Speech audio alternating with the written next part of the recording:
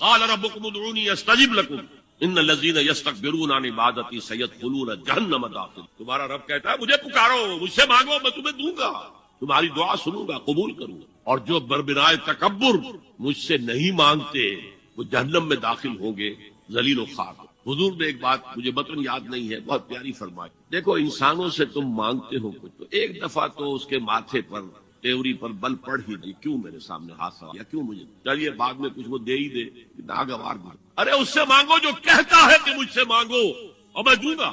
وہ نہ مانگنے پہ ناراض ہے، اس سے نہیں مانگا. رات کے آخری ساعتوں یا جسے آپ کہتے ہیں the small hours of the morning، حدیث میں آتا اللہ نزول اجلال فرماتے، جس کو ہم نہیں جانتے کیسے نزول، ذات باری تعالیٰ اس کے متعلقات کے بارے میں جو بات آ گئی قرآن میں حدیث میں وہ ہم مانتے ہیں. کیسا یہ ہم نہیں جانتے، اس کا ہاتھ ہے کیسا ہم نہیں جانتے، اس کا چہرہ ہے کیسا ہم نہیں جانتے، اس کی ساکھ ہے، اس کی پنڈلی ہے کیسی ہم نہیں جانتے، وہ سنتا ہے کیسے سنتا ہے ہم نہیں جانتے، کیا اس کے کان ہے، کیا اسے بھی ساؤنڈ ویوز کی ضرورت ہے سننے کے لیے، وہ دیکھتا ہے کیسے دیکھتا ہم نہیں جانتے، وہ اترتا ہے کیسے اترتا ہم نہیں جانتے. جو قرآن میں آ گیا حدیث کے بس. باقی یہ متشابہات میں سے ہے، اس کی کھود کرید میں پڑو گے تو فتنے میں مبتلا ہو جاؤ. ابتغاء الفتنة وابتغاء تاویلہ. لہذا حدیث میں آتا ہے کہ رات کے آخری ساعتوں میں اللہ سمائے دنیا تک اور پھر ندا لگتی ہے حل من سائل فاعطیہ، ہے کوئی سوال کرنے والا مانگنے والا کہ میں اسے دوں، حل من مستغفر فاغفر لہ، ہے کوئی گناہوں کی معافی چاہنے والا کہ میں اسے معاف کروں. ہم انتا غفور، ہم تو مائل بکرم ہے، کوئی سائل نہیں. راہ دکھلائیں کسے، رہنم منزل ہی نہیں، راہ کسے دکھلائیں. اللہ کے راستے پر چلنے کا فیصلہ کرو، اللہ کی راہ میں جہاد کا فیصلہ کرو، پھر اللہ راستہ کھولے گا. والذین جاہدوا فینا لنہدینہم سبلنا. وہ لوگ کہ جو ہمارے راستے میں جہاد کریں، محنت کریں، مشقتیں کریں، ہم لازماً ان پر اپنے راستے کھولتے ہیں. وہ دعا شرک فی الدعا، مانگو صرف اللہ اللہ. وہ چاہے کسی فرشتے کے ذریعے، چاہے کسی فوت شدہ ولی اللہ کی روح کے ذریعے سے، چاہے کسی کو بھی نہیں، براہ راست اپنے حکم سے. اس کی تو قدرت ہے جو چاہے کرے. کن فیکون، وہ جیسے بھی ہو وہ آپ کی ضرورت پورے گا. وہی ہے جو کہ مشکلات کو حل کرنے والا، وہی ہے کہ رزق دینے والا، وہی ہے. اس خیر کثیر یہ تو یہ کہ حوض کوثر وہ بھی اسی میں شامل ہے، لیکن یہ کہ اس پر آپ کو 25-30 قول مل گئے. قرآن سب سے بڑا خیر کثیر، بہت بڑا خیر کثیر. حکمت، ومن یؤت الحکمت فقد اوتی خیرا کثیرا، جس کو حکمت اور دانائی دے دی گئی اس کو تو خیر کثیر. تو ہم نے آپ کو وہ سب کچھ عطا کر دیا ہے اور محتاط کے ساتھ عطا کر دیا. جو انسان کی انسانیت کے لیے، اس کے لیے یوں سمجھیے کہ ترا امتیاز بس فصلی لربک، بس اپنے رب کے لیے نماز پڑھا کیجیے اور نہر کیجیے، اونٹ قربان کیجیے. یہ گویا کہ عید الاضحیٰ کا نقشہ آ گیا. فصلی لربک، پہلے ہم نماز پڑھتے ہیں دوگانا عید الاضحیٰ، اور پھر جا کر ہم قربانی کرتے ہیں. والحر ان شانئک هو الابتر، آپ کا دشمن ہی ہے کہ جو دم کٹا ہو جائے گا. اس کا پس منظر یہ ہے کہ جب حضور کے صاحبزادے بچپنی میں فوت ہو تو کچھ جو کفار تھے مکے کے، ایک ہی بیٹا تھا، باقی تو بیٹیاں ہیں، آپ کو معلوم ہے 4 بیٹی، لیکن یہ کہ بیٹا جو تھا وہ ایک ہی تھا، وہ اللہ نے اٹھا لیا. تو بڑے خوشیاں منائی کہ یہ تو اب دم کٹا، جس کا کوئی پیچھے نام نہ رہ جائے. بیٹیوں سے تو نام چلتا نہیں، نام تو چلتا بیٹوں سے، تو اب ان کا تو کوئی تذکرہ ہی نہیں رہے گا. کوئی بات نہیں، جب تک یہ ہیں آگے کوئی فرمایا کہ نہیں، ان کو تو کروڑوں بیٹے اللہ عطا کرے، کروڑوں اربوں بیٹے عطا کرے. ہاں اے نبی، آپ کا دشمن ضرور ہے کہ جس پابندی، اس کے قوانین، قواعد و ضوابط کا پورا لحاظ رکھتے ہوئے یہ ہے فصل لربک، اپنے رب کے لیے نماز پڑھیے. والحر، اور اونٹ جو ہے نہر کیجیے، اللہ کی راہ میں قربانی کرتے رہے. اس دونوں الفاظ کو جوڑ کر ایک نتیجہ نکالا ہے بعض حضرات نے کہ اس سے مراد خاص طور پر بقرعید کی نماز اور اس کے بعد جو نہر کیا جاتا ہے، آ کر قربانی دی جاتی ہے، تو یہ اس سے مراد ہے. لیکن یہ بھی میں سمجھتا ہوں کہ صرف ایک ذوقی سی بات ہے، ورنہ جو پس منظر ہے بالکل ابتدائی زمانے کی یہ صورتیں ہیں. اس وقت نہ بقرعید تھی، البتہ یہ چیزیں موجود تھیں، نماز آپ کو دے دی گئی اسی وقت. اور ظاہر بات ہے کہ جب تک آپ مکے میں رہے یقیناً آپ ہر سال حج کرتے رہے. کیسے ممکن ہے کہ آپ حج نہ کریں؟ جب اسی کعبے کا طواف کر رہے تھے جس میں 360 بت تھے، وہیں کھڑے ہو کر نماز پڑھتے تھے اور سجدہ کرتے تھے جہاں دائیں بائیں بت رکھے تھے. تو حج کے معاملے میں تو ایسی کوئی شے تھی نہیں. مینا میں جانا ہے، عرفات میں جانا ہے، مزدلفہ میں، یا جو بھی ان کا باقی رہ گیا تھا، تو ہر سال آپ حج بھی کرتے ہوں گے اور یقیناً بہت سے اونٹ آپ قربان بھی کرتے ہوں گے. آپ نے حجۃ الوداع میں 100 اونٹ نہر کیے ہیں، جن میں سے 63 اپنے دست مبارک سے نہر فرمایا ہے اور بقیہ 37 حضرت علی نے آپ کی طرف سے 100 اونٹ. تو اس سے اندازہ کیجئے کہ جو ابتدائی دور ہے، یہ صورتیں جب نازل ہو رہی اس وقت تو حضور کی جو ہے مالی حالت بھی بہت اچھی تھی. حضرت خدیجہ متمول ترین خاتون عرب تھی، وہ آپ کے حوالہ عقل میں تھی. اس اعتبار سے یقیناً اس وقت بھی آپ نہر کرتے ہوں گے. اور نہر جیسا کہ میں بیان کر چکا ہوں، اس دور میں غریبوں کو کھانا کھلانا، گوشت کا بانٹ دینا، وہ یہ در حقیقت ان کے ہاں سخاوت کا سب سے بڑا مظہر تھا۔ فصل لربک وانحر، تو اے نبی آپ کو شکرانے میں وہ سارا خیر کثیر جو آپ کو عطا ہوا ہے۔ اسی لیے دیکھیے وہ نماز تہجد جب آپ پڑھتے تھے اور اتنی طویل رکعتیں پڑھتے تھے کہ آپ کے پاؤں متورم ہو جاتے تھے، تو لوگوں نے کہا حضور آپ اپنے اوپر اتنا تشدد کیوں کر رہے ہیں؟ آپ پہ تو اول تو کوئی گناہ ہے نہیں، کوئی آپ کے مقام کے اعتبار سے اگر کسی شے کو کہا جائے کہ کوئی فروگزاشت ہے تو اللہ تعالیٰ اس کی بھی معافی کا اعلان کر چکا، تو پھر آپ کیوں مشقت دیتے؟ تو جواب آپ کا کیا تھا؟ افلا اکون عبدا شکورا، تو کیا میں اپنے رب کا ایک شکر گزار بندہ نہ بنوں؟ میری یہ نماز شکرانے کی نماز، میں اپنے رب کا شکر ادا کر رہا ہوں، اس نے جو مجھے خیر کثیر عطا فرمایا، اب جس درجے کا وہ خیر کثیر ہے اسی درجے کا شکر مجھے اپنی امکانی حد تک ادا کرنا ہے۔ تو فصل لربک وانحر یہاں شکرانے کے طور پر ہے، انا اعطیناک الکوثر فصل لربک وانحر ان شانئک هو الابتر، یقیناً جو آپ کا دشمن ہے وہی ابتر ہے۔ اس ابتر کے لفظ کی مجھے وضاحت کرنی ہوگی۔ شنا شین نون اور حمزہ آتا دشمنی کے لیے، ولا یجرمنکم شنآن قوم علی الا تعدلوا اعدلوا هو اقرب للتقوی، کسی دشمنی کسی قوم کی تمہیں آمادہ نہ کر دے کہ تم عدل سے راستہ جو ہے اپنا بدل لو اور دستکش ہو جاؤ، عدل پر رہو، چاہے تمہارا دشمن ہے اس کے ساتھ انصاف۔ تو یہ شانی یہ ہے، اس کے معنی دشمن، ان نشانیہ کا ہو الابتر، یقیناً آپ کا دشمن ہی ابتر ہے۔ ابتر کے معنی کیا ہے؟ با تا را کا مادہ آتا ہے بطر، کسی شے سے کٹ جانا، خاص طور پر ایک درخت ہے اس کی شاخ کٹ گئی، علیحدہ ہو گئی، شاخ مریدہ، ظاہر بات ہے اب اس کے لیے زندگی نہیں ہے، جب تک درخت سے جڑی ہوئی تھی اس کے لیے تر و تازگی تھی، وہ بڑھے گی، اس پر پھل بھی آتا اگر وہ آم کا درخت تھا، اب جب کٹ گئی تو وہ سوکھے گی، ختم ہو جائے گی، اس کے لیے کوئی تر و تازگی نہیں ہے، اس کا کوئی شاندار مستقبل نہیں۔ تو یہ کسی شے سے کٹ جانا، اسی معنی میں قوم سے کٹ جانا، علیحدہ ہو جانا، تنہا رہ جانا، لا تجعلنی فردن، مجھے اکیلا نہ بنا دے، تو یہ جو آتا ہے کہ میں اکیلا نہ رہ جاؤں، اس کے لیے بھی یہ لفظ آتا ہے۔ اور پھر جس کا ذکر یا جس کا سلسلہ منقطع ہو جائے، جس کے ہاں اولاد نہ ہو، اب نام اس کا کہاں رہے گا، ختم ہو جائے گا، اولاد نہیں ہے وہ بھی ابتر ہے، گویا کہ اس کا ذکر باقی رکھنے والا کوئی نہیں رہا، اس کا نام نہیں رہے گا دنیا میں، اس لیے کہ اولاد نہیں، خاص طور پر اولاد نرینہ۔ اسی طریقے سے جس جانور کی، جس چوپائے کی دم کٹی ہوئی ہے اسے ابتر کہتے ہیں، دم کٹا، اس لیے کہ یہاں بھی کوئی شے کٹی ہوئی ہے اس کے جسم سے۔ تو یہ مختلف الفاظ ہیں، یہ معنی ہے اس لفظ کے ابتر۔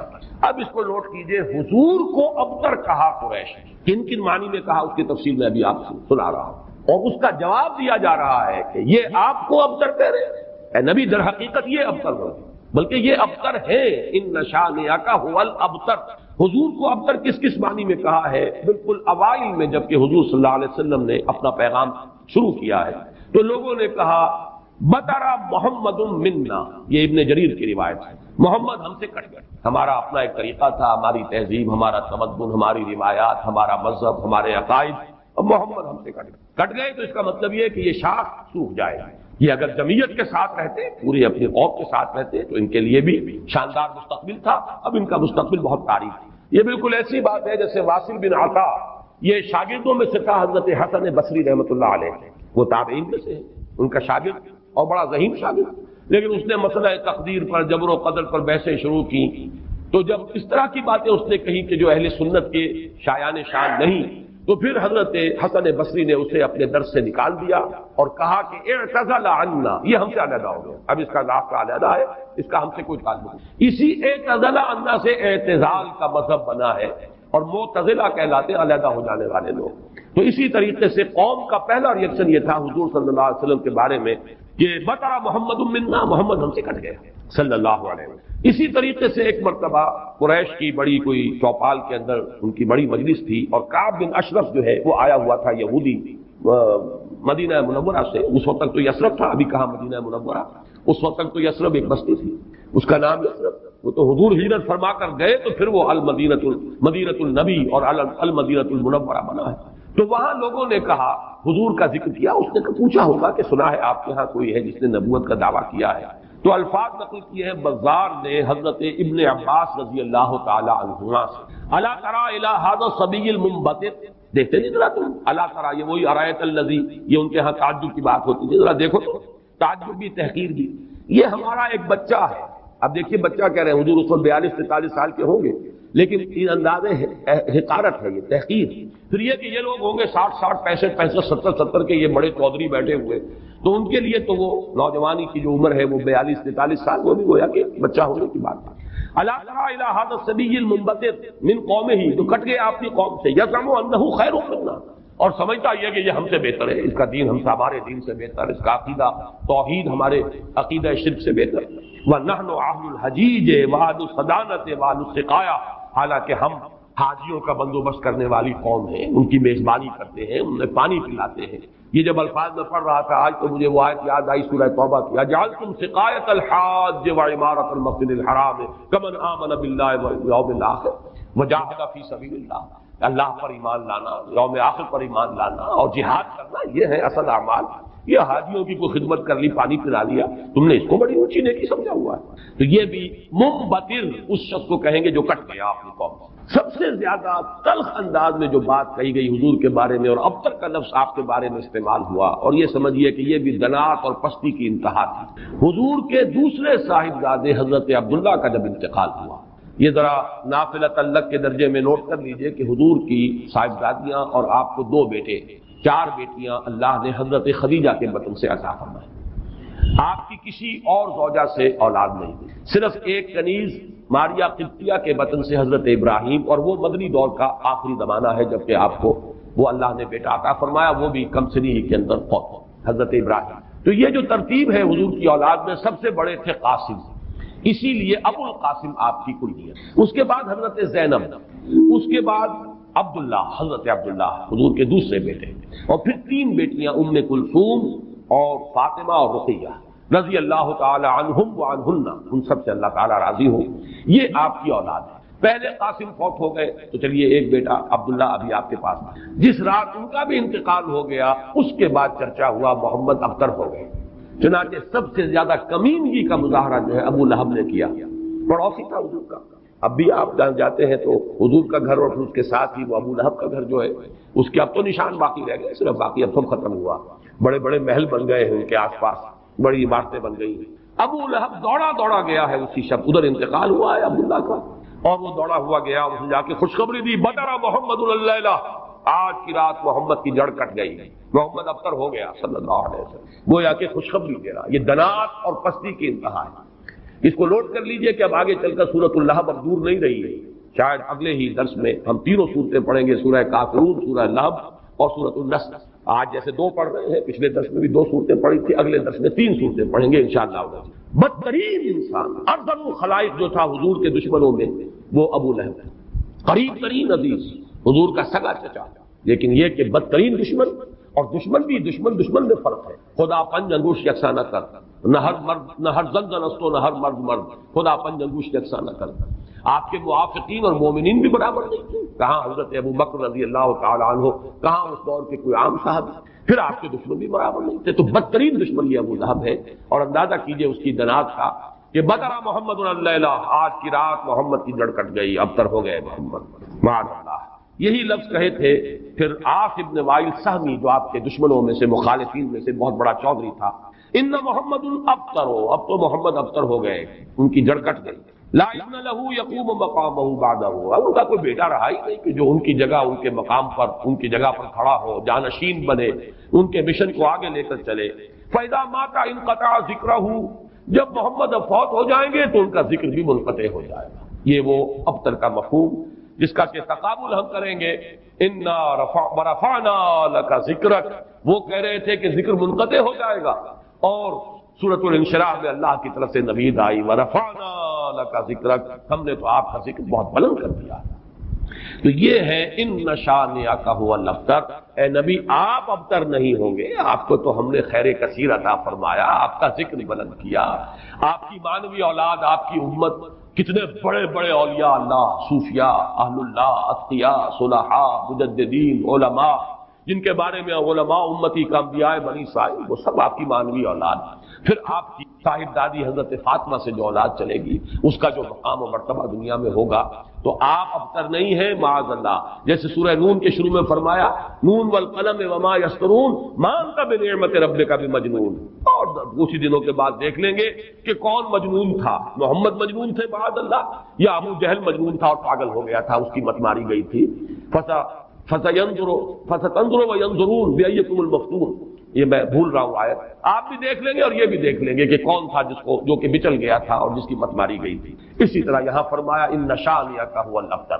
درس تو مکمل ہوا، اب ذرا بعض ضمیمیں ہیں ان کا چونکہ آئندہ کے درس سے بھی تعلق ہے، اور جیسے میں نے مولانا فراہی رحمۃ اللہ علیہ کے بارے میں اپنے پچھلے درس میں کچھ عرض کیا تھا کہ اگرچہ ان کا بہت اونچا مقام ہے میری نگاہ میں، لیکن وہ سائنٹیفک ریشنلزم سر سید کی صحبت کی وجہ سے اور ان کے زیر اثر آنے کی وجہ سے کسی نہ کسی درجے میں متاثر ہو گئے تھے، جو سورہ فیل میں انہوں نے تمام جو مفسرین اور تمام معصور جو تفسیر ہے ان کو چھوڑ کر ایک علیحدہ رائے اختیار کی۔ اسی طرح چند باتیں آج میں کرنا چاہتا ہوں۔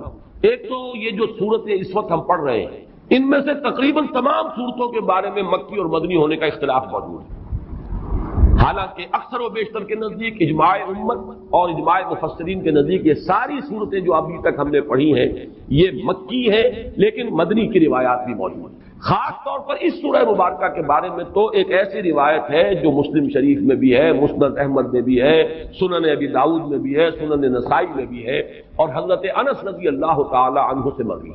حضرت انس حضور کے خادم خاص رہے مدنی دور میں، اب ظاہر بات ہے وہ واقعہ بیان کر رہے ہیں۔ وہ کہتے ہیں کہ ایک روز حضور ہمارے مابین تشریف فرما تھے اور کچھ گفتگو ہو رہی تھی، اچانک کچھ آپ کو ایک خاص اونگ کی سی کیفیت آپ پر طاری ہوئی، یعنی آپ نے آنکھیں بند کی اور اس کے بعد آپ نے آنکھیں کھولی تو آپ کے چہرے پر مسکراہٹ تھی، تبسم تھا۔ آپ نے پوچھا کس بات پر؟ آپ نے فرمایا کہ مجھ پر سورت نازل ہوئی ہے، اور پھر بسم اللہ پڑھ کر آپ نے انا اعطیناک الکوثر فصل لربک وانحر ان شانئک ھو الابتر یہ سورہ مبارکہ سنا۔ اب یہ روایت اتنی قوی ہے کہ اس کی بنا پر کچھ حضرات کی رائے ہے، اکرمہ اور مجاہد اور قتادہ، اور اس کو امام مسلم نے بھی تسلیم کیا، اور الاتقان میں امام سیوطی نے بھی اسے مدنی صورت قرار دیا، جبکہ حضرت ابن مردویہ سے یہ مروی ہے کہ ابن عباس، عائشہ اور ابن زبیر رضی اللہ تعالی عنہم یہ سب کے سب اسے مکی قرار دیتے ہیں، اور جمہور مفسرین نے اسے مکی قرار دیا۔ میں نے خاص طور پر آج بات اس لیے بیان کی ہے کہ ان چھوٹی صورتوں کے بارے میں اکثر و بیشتر کے بارے میں اختلاف ہے، نمبر ایک۔ نمبر دو یہ کہ اصل میں اس میں جو تعویل ہو جاتی ہے، اور بہت سی صورتوں کے بارے میں کہا گیا یہ 2 دفعہ نازل ہوئی، سورہ اخلاص مکے میں بھی نازل ہوئی، مدینے میں بھی نازل ہوئی، فلاں صورت مکے میں بھی نازل ہوئی، مدینے میں بھی نازل ہوئی۔ یہ دو دفعہ کے نزول کا مطلب کیا ہے؟ ہوتا یہ تھا کہ قرآن مجید ظاہر بات ہے کہ اس طریقے سے مصحف کی شکل میں تو موجود تھا ہی نہیں، کسی کچھ صورتیں یاد ہیں، کسی کو کچھ صورتیں یاد ہیں، ابھی پورا قرآن نازل بھی نہیں ہوا، یہ تو یوں سمجھیے کہ مدنی کے دور کے بھی انتہا پر جا کر پورا قرآن بنے گا، تو وہ اتنا چرچا نہیں تھا لوگوں کے مابین۔ اور وہ صورتیں کہ جو مکی دور میں نازل ہوئی تھی، جب وہ حالات و واقعات ایسے ہوتے تھے مدنی دور میں بھی کہ جن پر ان صورتوں کے مضامین کا انطباق ہوتا تھا، تو حضور اس وقت جب پڑھتے تھے تو لوگ یہ سمجھتے تھے یہ ابھی نازل ہوئی، حالانکہ وہ اصل میں مکے کے دور میں نازل ہو چکی۔ لیکن یہ کہ جیسے کہ انطباق ایسا ہو جاتا ہے، وہ واقعہ بہت ہی مشہور ہے کہ سورہ آل عمران میں وہ آیت موجود ہے وما محمد الا رسول قد خلت من قبلہ الرسل افئن مات او قتل انقلبتم علی اعقابکم، لیکن جب حضور کا انتقال ہوا ہے اور حضرت عمر پر ایک جذباتی کیفیت طاری ہوئی اور تلوار کھینچ کر آپ بیٹھ گئے کہ جو کہے گا کہ محمد کا انتقال ہو گیا اس کی گردن اڑا دوں گا، پھر حضرت ابو بکر آئے، سیدھے گئے حجرہ عائشہ میں، حضرت عائشہ ان کی اپنی صاحبزادی ہے، وہاں تو کوئی حجاب نہیں، پردہ نہیں، حضور کا جسد مبارک وہاں تھا اور چادر پڑی ہوئی تھی اوپر، چادر ہٹائی پیشانی پر، پیشانی مبارک پر بوسہ دیا۔ آپ نے وہاں الفاظ بھی کہے کہ اللہ آپ پر 2 موتیں جمع نہیں کہے گا، بس یہ موت تھی جو آ گئی، اب تو حیات ہی حیات اور حیات طیبہ ہے۔ باہر آ کر اب آپ نے خطبہ دیا، من کان یعبد محمدا فإن محمدا قد مات ومن کان یعبد اللہ فإن اللہ حی لا یموت، جو کوئی محمد کو پوجتا تھا وہ سن لے کہ محمد کا انتقال ہو گیا، اور جو کوئی پجاری تھا اللہ کا، پوجنے والا اللہ کو، وہ جان لے کہ اللہ تو زندہ ہے جس پر کبھی موت طاری نہیں ہوئی۔ پھر آیت پڑھی وما محمد الا رسول قد خلت من قبلہ الرسل، حضرت عمر فرماتے مجھے ایسے محسوس ہوا جیسے یہ آیت کسی وقت نازل ہوئی۔ یہ جو کیفیت ہوتی ہے کہ آیات کا جب مضامین کے اعتبار سے انطباق ہوتا تھا مدنی دور کے مختلف واقعات پر، تو صحابہ یہ سمجھ لیتے تھے بات کہ شاید یہ صورت ابھی نازل ہوئی ہے، حالانکہ وہ صورت مکی دور کی نازل شدہ صورتوں میں سے۔ یہ میں نے خاص طور پر آج یہ ضمیمہ اپنے درس کا اس لیے بیان کر دیا ہے کہ اگلے درس میں ایک بڑی اہم بحث آئے گی سورۃ النصر کے زمانہ نزول کے بارے میں۔ میری رائے چونکہ اس کے بارے میں نے کافی غور و خوض کیا ہے، اور جس رائے پر میرا دل ٹھکا ہے وہ عام جو تفاسیر میں رائے ہے اس سے مختلف ہے، اس لیے میں نے یہ پورا مضمون آج تمہیداً بیان کر دیا کہ خود اس سورہ مبارکہ کے بارے میں مسند احمد ابن حنبل، صحیح مسلم اور سنن ابی داؤد اور سنن نسائی کی روایت کے برعکس جمہور مفسرین نے، ان کے نزدیک اس روایت کی روح سے یہ مدنی ہے، لیکن جمہور مفسرین نے اس کو مکی قرار دیا۔ تو گویا کہ اس میں رائے قائم کرنے کا موقع ہے، امکان ہے، اور انسان جو ہے مضمون کی دلالت کے اعتبار سے مضمون کیا ہے صورت کا کوئی نہ کوئی رائے قائم کر سکتا ہے۔ اب دوسری بات میں عرض کر رہا ہوں، آج میں نے تذکرہ کیا تھا اور وہ میں نے جیسے کہ پچھلی مرتبہ عرض کیا تھا، اب یہ مصحف کا درس، قرآن مجید کا درس مسلسل اب ختم ہوا چاہتا ہے۔ میں سمجھتا ہوں کہ 2 نہیں تو میکسیمم 3 نشستوں میں ہم پہنچ جائیں گے اختتام پر۔ تو چند باتیں میں اپنے اس درس میں ریکارڈ کرا رہا ہوں تاکہ کچھ پتہ نہیں دوبارہ پھر یہ کہیں درس جو ہے شروع ہو تو زندگی میں کتنی مہلت ملے، کہاں تک میں پہنچ پاؤں۔ تو چند باتیں جو ہیں وہ افادہ عام کے لیے میں چاہتا ہوں کہ ابھی وہ نوٹ ہو جائیں، رجسٹرڈ ہو جائیں اور وہ ریکارڈ ہو جائیں۔ اور چونکہ میں نے اپنی 4 سورسز قرار دی، علامہ اقبال، ڈاکٹر رفیع الدین ایک سورس ہے، لیکن وہ کوئی مفسرین میں سے ہے ہی نہیں، ایک فکر ہے، ان کا سوچ ہے، تعبیر کی ہے انہوں نے۔ علامہ اقبال کو میں اس دور کا سب سے بڑا ترجمان القرآن مانتا ہوں۔ عظمت قرآن کا جتنا انکشاف اس شخص پر ہوا میرے نزدیک کسی دوسرے شخص پر نہیں۔ یہ میرا وہ قول ہے جس کو میں کھلم کھلا کہتا ہوں، بغیر بلا خوف تردید کہتا ہوں، لیکن بہرحال مفسر نہیں، میں نہ عارف، نہ مجدد، نہ محدث، نہ فقیہ۔ اور دوسرا جو ہے وہ شیخین، شیخ الہند، شیخ الاسلام۔ شیخ الہند مولانا محمود حسن کا ترجمہ اور شیخ الاسلام مولانا شبیر احمد عثمانی کے حواشی۔ یہ عروۃ الوثقیٰ ہے جس کو میں نے مضبوطی سے تھاما ہے۔ سلف کے ساتھ میرا رشتہ اس حدیث اور اس ترجمے اور تفسیر کے حوالے سے قائم ہے، اسلاف کے ساتھ میں جڑا ہوا ہوں۔ یہ عروۃ الوثقیٰ اس کی وضاحت میں کر چکا، لیکن استفادہ زیادہ جو میں نے کیا ہے وہ دوسرے 2 شعبے ہیں، مولانا فراہی اور ان کے شاگرد مولانا اصلاحی، مولانا ابوالکلام آزاد اور ان کے مانوی جانشین مولانا سید ابوالعلا مودودی۔ ان میں سے 2 حضرات کے ساتھ میری طویل ایسوسیشن رہی ہے، جماعت اسلامی کے ساتھ مولانا مودودی کے ساتھ، پھر مولانا اصلاحی صاحب کے ساتھ اس سے بھی طویل۔ اس پہلو سے میں ان دونوں کے مابین جو بھی کوئی ربط اور تعلق ہے یا جہاں جہاں مجھے اختلاف ہوتا ہے میں اس کو خاص طور پر بیان کر دیتا ہوں، وہ کسی قد کی وجہ سے نہیں ہے، بلکہ اس لیے کہ چونکہ میں نے ان سے بہت کچھ فیض حاصل کیا، لہذا جہاں مجھے ان کی کسی رائے سے اختلاف ہے اسے میں نوٹ کروا دوں تاکہ وہاں میری رائے جو ہے یہ نہ سمجھی جائے کہ میری رائے بھی وہی ہے جو مولانا مودودی کی ہے یا مولانا اصلاحی کی۔ بہرحال اس وقت جو بات مجھے نوٹ کرانی ہے وہ یہ ہے، کیونکہ میں نے آج کہا تھا کہ تفسیر سورہ کوثر کا جب میں نے تقابلی مطالعہ کیا، مولانا اصلاحی صاحب نے تو کچھ بھی نہیں لکھا اور کوئی اس پر محنت نہیں کی، کوئی حق ادا نہیں۔ مولانا فرائی کی کچھ چیزیں نقل کی جیسے سورہ فیل میں نقل کی ہیں، اسی طریقے سے سورہ کوثر میں نقل کر دی، لیکن یہ کہ مولانا مودودی نے تفہیم میں واقعہ یہ کہ حق بڑی محنت ہے ساری معلومات جمع کر۔ البتہ ان دونوں میں جو ایک فرق و تفاوت ہے اس کے اعتبار سے 2 پوائنٹ نوٹ کر لیں۔ مجھ سے بہت سے لوگ مشورہ مانگتے ہیں کہ آپ کون سی تفسیر ریکمنڈ کرتے ہیں، تو میں ہمیشہ یہ کہا کرتا ہوں کہ مولانا مودودی کی تفہیم اگر صرف آپ پڑھتے ہیں تو حواشی جو ہے شیخ الہند کے اور شیخ الاسلام کا ترجمہ اور حواشی وہ ضرور شامل کریں۔ اگر تدبر قرآن پڑھتے ہیں تو اس کے ساتھ بھی اس کو ضرور شامل کریں۔ اس کی کیا وجہ ہے؟ یہ دونوں تفسیریں چاہے تفہیم القرآن ہو چاہے تدبر قرآن ہو، دین کا جو باطنی پہلو ہے، تصوف کی جو چاشنی ہے، اس سے یہ دونوں تفسیریں بالکل خالی ہیں۔ قائل نہیں، جب قائل نہیں تو ادھر ان کی توجہ نہیں ہوئی، ان حقائق پر نگاہ نہیں گئی۔ موتی ہیں بکھرے ہوئے ہیں، لیکن یہ کہ آپ کی توجہ نہیں ہے، آپ کو نظر نہیں آنے کہ موتی بکھرے ہوئے ہیں۔ مولانا مودودی کا بھی وہ مزاج نہیں، مولانا اصلاحی صاحب کا بھی وہ مزاج نہیں، بلکہ مولانا اصلاحی صاحب زیادہ ہی سخت۔ اس اعتبار سے ان دونوں کی تفسیروں کے اندر یہ پہلو جو ہے، ایک پہلو بہت ہی یہ سمجھیے کہ یعنی نظر انداز ہو گیا ہے، اس پہلو سے وہاں بڑی کمی ہے۔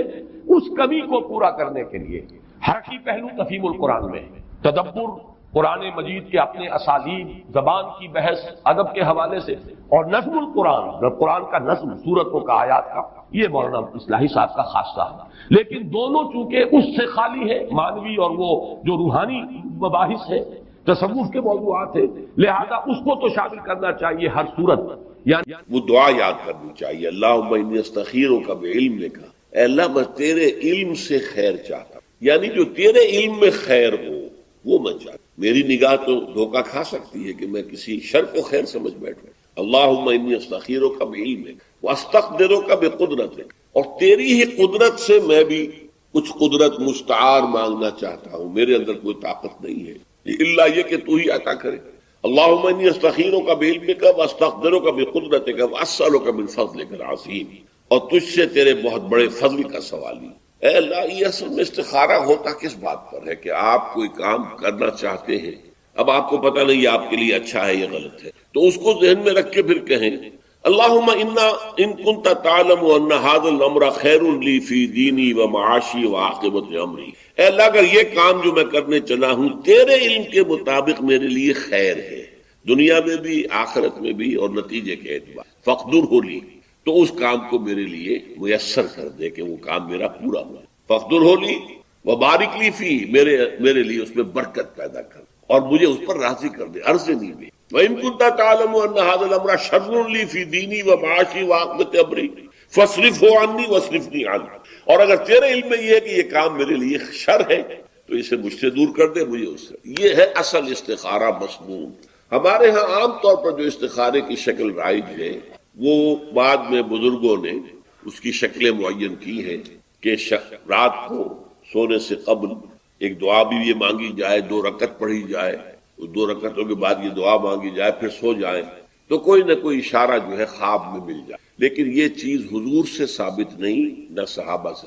بہرحال اس استخارے کی اصل روح ہے اللہ سے خیر طلب کرنا کہ میں جو کچھ سوچ رہا ہوں میں نے سوچا ہے لیکن میری عقل محدود ہے، میں حقیقت تک نہیں پہنچ سکتا، تیرا علم کامل ہے تو تو فیصلہ کر دے. اگر یہ کام میرے لیے صحیح ہے تو یہ پورا کروا دے، اگر یہ غلط ہے تو مجھ سے دور. اس وقت یہ ہے کہ اصل نماز یہی ہے، یہ سورہ فاتحہ.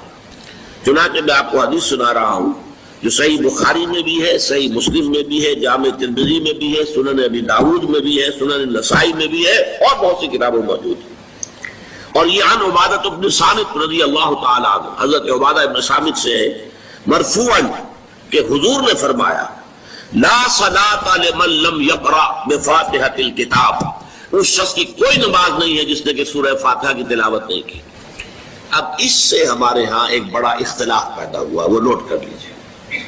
ایک رائے یہ ہے آپ اگر علیحدہ نماز پڑھ رہے ہیں تو ظاہر بات ہے کہ آپ کو ہر رکعت میں خود پڑھنی ہی پڑھنی ہے سورہ فاتحہ.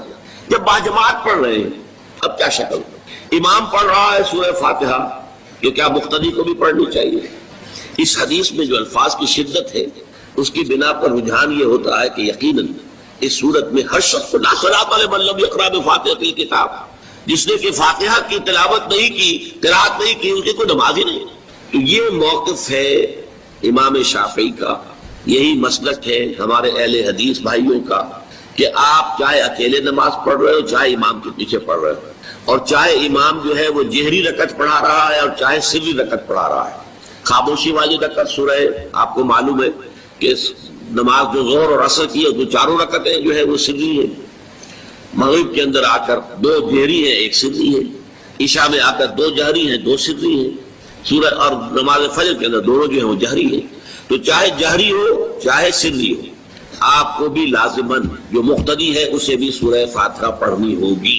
اب اس کے لیے انہوں نے یہ طریقہ جو ہے تلقین کیا ہے کہ امام تیزی سے نہ پڑھے، رک رک کر پڑھے الحمدللہ رب العالمین، اس کے بعد اتنا وقفہ دے دے کہ جو مقتدی ہے وہ بھی کہہ لے اپنے دل میں یا پڑھ لے الحمدللہ رب العالمین الرحمن الرحیم. یہ رک رک کر پڑھنا، خاص طور پر اگر آپ کو موقع ہوا ہو کسی اہل حدیث امام کی امامت میں نماز ادا کرنے کا تو آپ دیکھیں گے کہ بڑا فرق ہے.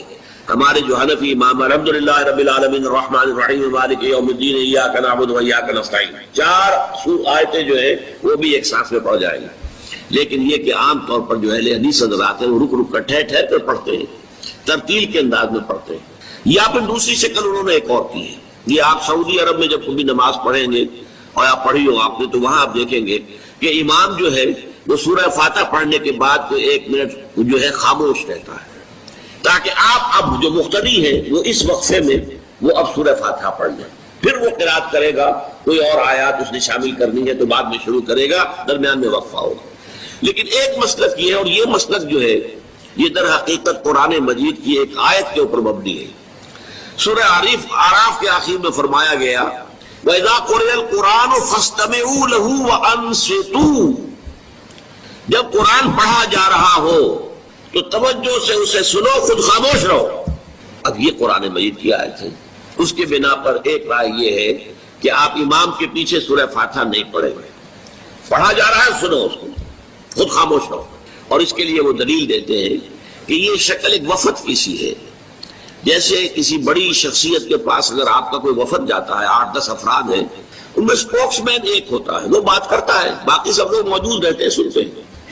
اسی طریقے سے امام جو ہے وہ گویا کہ آپ کا نمائندہ ہے، اور وہ پڑھ رہا ہے الحمدللہ رب العالمین الرحمن الرحیم مالک یوم الدین، تو امام کی قرات ہی آپ کی بھی قرات ہو گئی۔ گویا کہ اس آیت سے، اس حدیث سے اختلاف نہیں ہے، اس کی تعبیر سے اختلاف ہے کہ امام کا قرات کر لینا در حقیقت مقتدیوں کی طرف سے بھی قرات ہے۔ اس میں جو حنفی مسلک ہے وہ بہت سخت ہے، اور وہ یہ ہے کہ چاہے سری نماز ہو اور چاہے جہری ہو، ہر کسی بھی حالت میں مقتدی جو ہے وہ سورہ فاتحہ نہیں پڑھے گا۔ اب اس میں ذرا سا سوال پیدا ہوتا ہے کہ جہری رکعت میں تو اس آیت کا اطلاق ہو جائے گا کہ وَإِذَا قُرِئَ الْقُرْآنُ فَاسْتَمِعُوا لَهُ وَأَنصِتُوا، سری میں تو اس آیت کا اطلاق نہیں ہوتا۔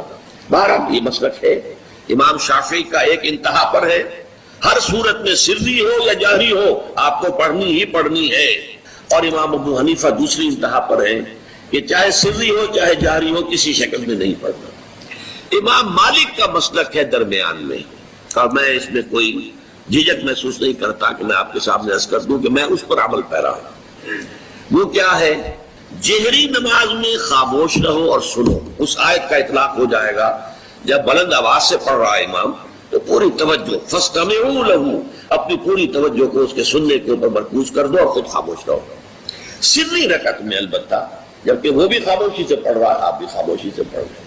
بہرحال ان چیزوں میں میں نے یہ سب کوئی بیان کیا ہے تو اس سے جو میرا مقصود ہے وہ یہ ہے کہ معلوم ہو جائے کہ اس میں کوئی بڑی بنیادی بات نہیں ہے، نہ یہ کہ جو حنفی ہیں وہ اس حدیث کا انکار کرتے ہوں کہ لا صلاۃ لمن لم یقرأ بفاتحۃ الکتاب، کیسے وہ انکار کریں گے، اور نہ ہی کوئی جو حنبلی ہے یا اہل حدیث ہے وہ قرآن کی اس آیت کا اختلاف جو ہے وہ اختلاف کر سکتا ہے کہ اذا قرئ القرآن فاستمعوا له وانصتوا، لیکن یہ کہ اس کے پھر اس سے جو احکام کا استنباط ہے اس میں اختلاف ہو جاتا ہے، تو اس کو نہیں سمجھنا چاہیے کہ یہ کوئی بہت بڑی اہمیت والی بات ہے۔ بات کہ جو فرض نماز ہے اصل اہمیت اس کی ہے، ہمارے ہاں عام طور پر مذہبی حلقوں میں اور خاص طور پر جو ذرا متصوفانہ انداز کے رنگ کے لوگ ہوتے ہیں وہ فرض کو تو بس ایسے ہی ادا کر لیتے ہیں جیسے بس اس کی کوئی اہمیت نہیں ہے، بلکہ بعض لوگ وہ بھی ہیں کہ جو فرض کو ترک کر دیتے ہیں، نوافل پر سارا زور، صرف رات کی نماز پر زور دیا جا رہا ہے، فرض نمازوں یہ ہم نے دیکھے ہیں، ایسے لوگ بالفعل دیکھے۔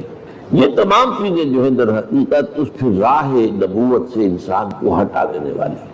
فرض کتنا فرض، نفل کتنا نفل، نوافل کے بارے میں جو ہے شریعت سے ثابت ہے، وہ تہجد بھی نافلۃ لک، حضور کے لیے تو لازم تھی، باقی کے لیے لازم نہیں ہے، جو قیام اللیل شروع میں تھا وہ لازم نہیں ہے۔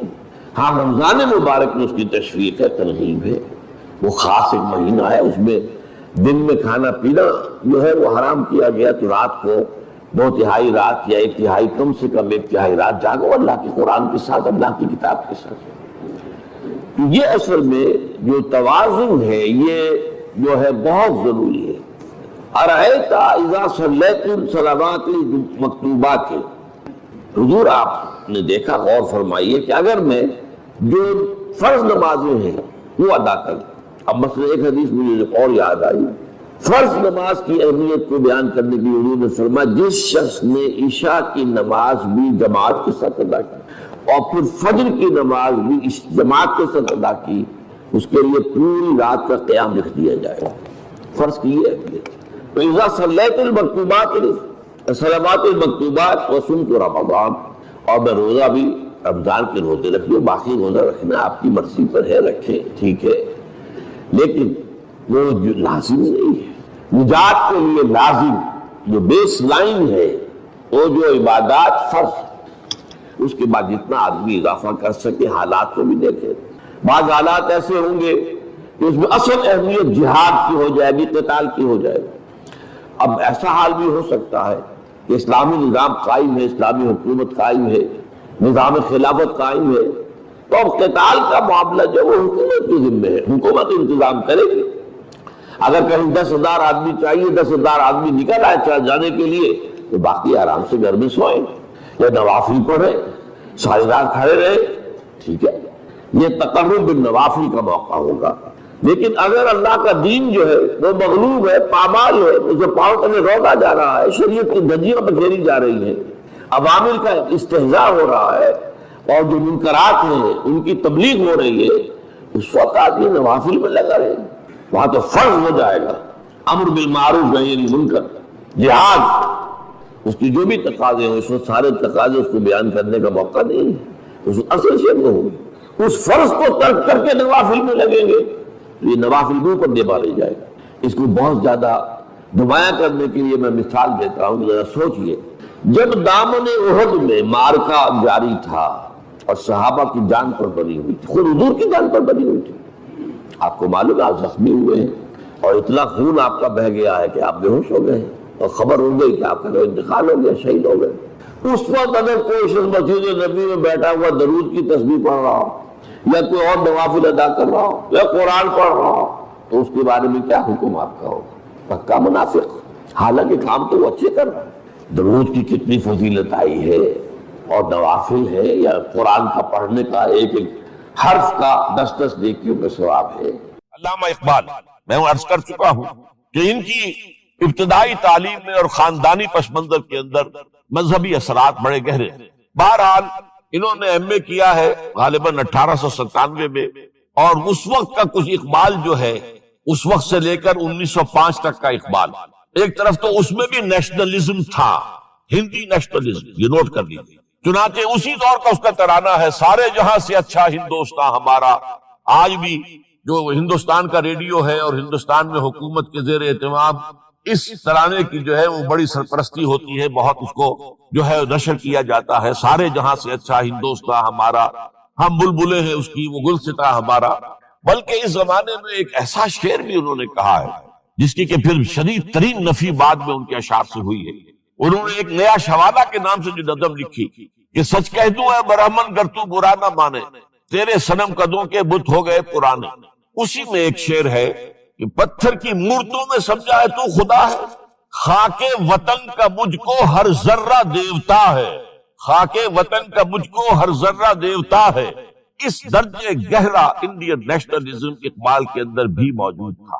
لیکن جب اقبال انگلستان گئے ہیں، یہ 28 برس کی عمر میں انگلستان گئے سن 1905 میں، اور 3 سال وہاں رہے انگلستان اور جرمنی، اور بیرسٹری بھی کی، اور چونکہ فلسفی تھے پی ایچ ڈی بھی کر کے آئے۔ اس عرصے میں معلوم ہوتا ہے کہ اقبال کی قلب ماہیت ہو گئی۔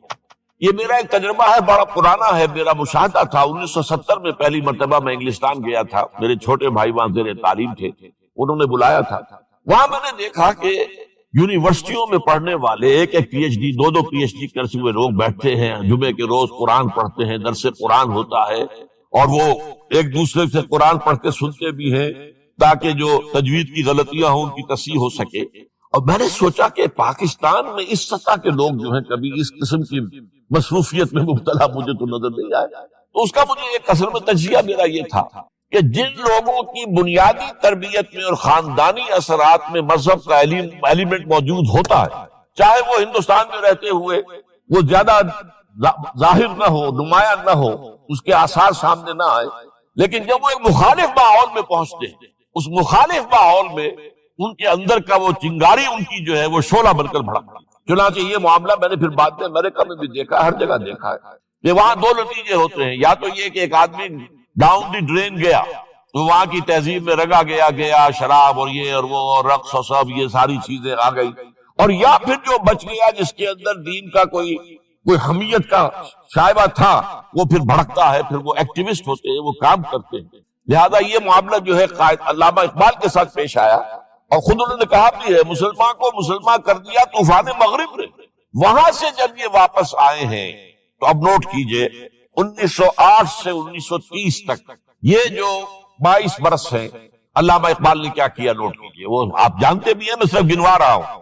اسلام کے نظام فکر اور فلسفہ اور حکمت کو بیان کیا، اپنی شاعری کے ذریعے سے بھی، اپنی نثر کے ذریعے سے۔ قرآن کی ایک نہایت جدید اور بہت عمدہ تفسیر، اگرچہ تفسیر کے نام سے آپ کو کہیں تفسیر اقبال نہیں ملے گی، لیکن کلام اقبال خود تفسیر ہے، خود دعویٰ کرتا ہے کہ میرے پیغام میں سوائے قرآن کے کچھ نہیں ہے۔ گر دلم آئی نئے بے جوہرست ورب حرفم غیر قرآن مزمرست، پردہ ناموس فکرم چاک کن ای خیابہ راز خارم پاک کن۔ یہ مناجات بحضور سرور کائنات صلی اللہ علیہ وسلم وہ کہتے ہیں کہ اے اللہ کے نبی، اللہ کے رسول، اگر میرے پیغام میں کہیں قرآن کے سوا کوئی شے شامل ہو گئی ہے میری شاعری میں، تو آپ میرے فکر کا پردہ چاک کر، روز محشر خار و رسوا کن مرا، اور قیامت کے دن مجھے ذلیل و خوار کیجیے گا، اور بے نصیب از بوسہ پاک کن مرا، اور مجھے اپنی قدم بوسی سے محروم کر دیا۔ یہ بات کہہ رہا ہے، اس کا دعویٰ ہے، اس نے جو کچھ کہا قرآن سے کہا۔ اس کی شاعری جو ہے میرے نزدیک، اور میں نے تو اپنی جو سورسز گنوائی ہیں کہ میں نے جو قرآن مجید کا فکر یا سوچ جو بھی آپ اسے کہیں، جو تھوڑا بہت مجھے میسر ہوا ہے، ان میں نے 8 اشخاص کو نمایاں طور پر بیان کیا ہے۔ 4 یہ ہیں دو کے جوڑے، 2 ابوین ہیں، ابو الکلام ابو العلا مودودی، ابو الکلام آزاد۔ 2 دکترین ہیں، ڈاکٹر اقبال، ڈاکٹر رفیع الدین۔ 2 شیخین ہیں، شیخ الہند مولانا محمود حسن، جن کا ترجمہ ہے قرآن مجید کا، اور اس پر حواشی ہے شیخ الاسلام شبیر احمد عثمانی۔ 2 ہی عین، مولانا فراہی اور مولانا اصلاحی، جنہوں نے قرآن مجید کے مضامین کے اندر جو اندرونی نظم ہے اسے واضح کیا۔ علامہ اقبال میری ایک بہت بڑی سورس، بلکہ سب سے زیادہ گہرا اثر مجھ پر جو ہے بچپن سے جو ہوا ہے وہ تو علامہ اقبال کا ہے۔ 5ویں جماعت کا طالب علم تھا جب ان کا یہ شعر میرے ذہن میں کہیں چپک کر رہ گیا ہے، جواب شکوہ کا، وہ زمانے میں معزز تھے مسلمان ہو کر اور تم خار ہوئے تارک قرآن ہو کر۔ پھر علامہ اقبال نے مغربی فکر پر شدید تنقید کی، بہت بڑا ناقد، اور خاص طور پر مغربی تہذیب جو ہے اس کی نفی۔ یہ سارا کام کیا، اور اس سب سے بڑھ کر وہ تجدید ملت اسلامی کا علمبردار بن کر سامنے آیا۔ اس نے خوشخبری دی کہ دنیا میں اسلام کے غلبے کا دور آنے والا ہے۔ ملت اسلامیہ جو اس وقت دبی ہوئی ہے، پسی ہوئی ہے، پوری دنیا میں پامال ہے۔ آپ کو معلوم ہے کہ پہلی جنگ عظیم کے بعد کیا صورت ہو گئی تھی؟ سلطنت عثمانیہ کے جب دھجیاں بکھیر دی گئی، اور کولونیل امپیریلزم جو ہے پورے عالم اسلام پر حکمران تھا، پورا عالم اسلام جو ہے محکوم، اگرچہ یہ دبے ہوئے ہیں، پسے ہوئے ہیں، گرے ہوئے، لیکن ان کا دوبارہ غلبہ ہوگا، یہ ابھریں گے، ملت اسلامیہ کی تجدید ہوگی، اسلام کی نشأت ثانیہ ہوگی، اسلام کے روشن مستقبل کے مبشر بن کر علامہ اقبال سامنے آئے۔ اور ایک اور جو بہت بڑا کام کیا وہ وہی وطنی قومیت کی شدید نفی، بلکہ شدید کا لفظ بھی کافی نہیں ہے، شدید ترین نفی کی، اس لیے کہ اس وقت وطنی قومیت جو ہے اس وقت مسلمانوں کو اپنے اندر انگلف کرنے کے لیے پوری قوت کے ساتھ زور لگا رہی۔ میں نے علامہ اقبال کے حوالے سے جو باتیں کی ہیں کہ احیاء فکر اسلامی اور تجدید ملت اسلامی، اس کے ساتھ ساتھ ہندوؤں میں کیا ہو رہا تھا اس دور میں، ان کے ہاں بھی ان کی مذہبی تجدید کا عمل بڑی شدت کے ساتھ شروع ہوا۔ اس میں بھی چند ناموں کا میں تذکرہ کرنا چاہوں گا۔ بنکم چٹرجی، اس نے بندے ماترم کا یہ جو ترانہ ہے آج بھی بھارت کے اندر مجبور کیا جا رہا ہے مسلمانوں کو بھی کہ وہ بھی اسکولوں کے اندر یہ ترانہ پڑھیں، اور ابھی مسلمان رجسٹ کر رہے ہیں۔ اس میں وہ زمین کی بندگی، بھارت ماتا ہم تیرے بندے، اور یہ جو ہے ہندو رینائسنس کا ایک بہت بڑا جو ہے یوں سمجھیے کہ علم بردار۔ پھر دوسری شخصیت سامنے آئی، راجا رام موہن۔ یہ شخص بہت بڑا فاضل، بڑا عالم، 10 کے قریب زبانیں جو ہے ان کا ماہر ہے، جس میں یورپینز بھی اور ایسٹ بھی۔ پھر یہ کہ یہ مسلمانوں کا ہمدرد بن کر آیا۔ انگریز نے جب یہاں پر ان کے پادریوں نے تسلیس کی تلقین شروع کی ہے تو آئینہ توحید کے نام سے اس نے کتابچہ لکھا اس کی نفی کے لیے۔ اس حوالے سے یہ کچھ ایسی شخصیت بننے کی کوشش کر رہا تھا کہ مسلمان بھی اس کو قبول کر، اور اس کے بعد پھر اس نے برہمن سماج کے نام سے ایک ادارہ قائم کیا۔ یہ وہی تھا کہ جو اس سے پہلے اکبر نے جو فلسفہ دیا تھا دین الہی، بھئی اللہ کا معاملہ کرو، صرف اللہ کو سب مانتے ہیں، صرف نام ہے مختلف ہے، کسی نے کوئی نام رکھ دیا، کوئی مہادیو کہتا ہے، کوئی کچھ کہتا ہے، کوئی گاڈ کہتا ہے، سب خدا کو تو سب مانتے ہیں۔ یہ جو رسالت کا معاملہ ہے اور شریعت کا معاملہ ہے، یہ فساد کی جڑ ہے۔ رسالت کی بنیاد پر شریعتیں مختلف، عبادتیں مختلف، ذرا اس کو پیچھے ڈالو۔ تو دین اکبری یا دین الہی اس کا نام تھا۔ اس کے اندر بھی در حقیقت کوشش یہ تھی کہ تمام مذاہب کو ایک ہاون دستے میں ڈال کے اور اس کو کوٹ کے اور چھان پیس کے ایک صفوف بنا کر ایک کامن مذہب ہندوستان کا وجود میں لایا جائے. بہرحال اس وقت اللہ تعالیٰ نے کھڑا کیا ہے حضرت مجدد الفسانی رحمۃ اللہ علیہ کو کہ جنہوں نے اس فتنے کی سرکوبی کی. اس نے بھی مجلس اسدی کے نام سے ایسا ہی ادارہ شروع کیا اور یہ گویا کہ ٹھنڈی چھری کے مانند، اس لیے کہ اسلام کا دار و مدار تو رسالت پر ہے. بقول اقبال بمصطفیٰ برساخی شرا کے دی ہماؤس اگر بؤول رسیدی تمام بول حبیث. اسلام کا تو سارا معاملہ، دین جو ہے اس کا سارا جو دار و مدار ہے وہ رسالت پر ہے، نبوت پر ہے. اسی پر شریعت کا سارا دار و مدار ہے. رسالت سے کاٹ دیجئے، حدیث سے کاٹ دیجئے، سنت سے کاٹ دیجئے تو پھر قرآن کو پھر موم کی ناک بنا کر جو چاہیں آپ تعبیر کر لیں، جو چاہیں تشریح کر لیں، جدھر چاہیں اسے موم کی ناک کی طرح بوڑ کر لے جائیں. بہرحال اس معاملے میں بھی پھر ایک تیسری تحریک جو شروع ہوئی وہ بہت ملیٹنٹ تھی، آریہ سماج، دیانند سرسوتی. یہ ملیٹنٹ تھی اور بڑی اس کی جو ہے پذیرائی ہوئی ہندو معاشرے میں. انہوں نے کھل کر یہ کہا کہ ہندوستان صرف ہندوؤں کا ملک ہے، یہاں مسلمانوں کے لیے کوئی جگہ نہیں، لہذا یا ہندو ہو جائیں مسلمان اور یا پھر یہاں سے ہجرت کر جائیں. کھل کر آریہ سماج، اسی کے تحت پھر مہاسبھا بنی، اسی کے تحت آر ایس ایس، انتہائی ملیٹنٹ آرگنائزیشن جو ہے ہندوؤں کی، یہ سب جو ہے دیانند سرسوتی کا. یہ اسی طریقے سے پھر شدی کی تحریک شروع ہو چکی تھی، ریکلیم کرو مسلمانوں کو. یہ ہم ہی میں سے تھے، ان کے آباء و اجداد کہیں جو ہے مسلمان ہو گئے، انہیں واپس لو. چنانچہ راجستھان کے علاقے میں جہاں بڑی جہالت تھی، مسلمانوں میں علم نہیں تھا، بس کہیں بزرگوں کے کسی زیر اثر فیض سے، کسی صوفی کے وہ اسلام تو لے آئے لیکن تربیت کا کوئی انتظام ہوا ہی نہیں، مسلمان حکومتوں نے کیا ہی نہیں، کچھ بھی نہیں کیا. تو نتیجہ یہ نکلا کہ بڑے پیمانے پر شدی کی تحریک ہو رہی تھی. میوات کے علاقے میں بڑی تیزی کے ساتھ مسلمان جو میو تھے وہ ہندو ہو رہے تھے. اسی پر تحریک اٹھائی ہے مولانا الیاس رحمت اللہ علیہ نے. ان کا مقابلہ کرنے کے لیے اس تحریک کا، اس سنی کی تحریک کا مقابلہ کرنے کے لیے یہ تبلیغی جماعت کا نظام بنایا تھا کہ بس 6 باتیں لو اور جاؤ دیہات میں، جاؤ چنے لے کر گڑ لے کر جاؤ، کسی کا کھانا نہ کھاؤ، اپنا کھانا کھاؤ، کوئی تنخواہ نہیں اور دین کی تبلیغ کرو. یہ نظام ان کا در حقیقت اسی سنی کی تحریک کے جواب میں شروع ہوا. پھر سنگٹن کی تحریک شروع ہوئی کہ ہندوؤں کو سب کو جمع کر دیا جائے. اب اس اعتبار سے ذرا نوٹ کیجئے، علامہ اقبال نے جو نفی پھر وطنیت کی ہے، اتفاق سے یہاں یہ اشعار لکھے ہوئے ہیں. اس دور میں میں اور ہے، جام اور ہے، جم اور، ساقی نے بنا کی روش لطف و ستم اور، تہذیب کے آزر نے ترشوائے صنم اور، مسلم نے بھی تعمیر کیا اپنا حرم اور، ان تازہ خداؤں میں بڑا سب سے وطن ہے، جو پیرہن اس کا ہے وہ مذہب کا کفن. اب ذرا قلب ماہیت کا اندازہ کیجئے. وہی شخص جو کہہ رہا تھا کہ خاک وطن کا مجھ کو ہر ذرہ دیوتا ہے، وہ آج اس وطن کو ایک سب سے بڑا بت قرار دے کر اور اس کا قلع قمع کرنے کے لیے کس قدر زوردار الفاظ جو ہے. اور یہی دوسری طرف یہ بت کہ تراشیدہ تہذیب نوی ہے.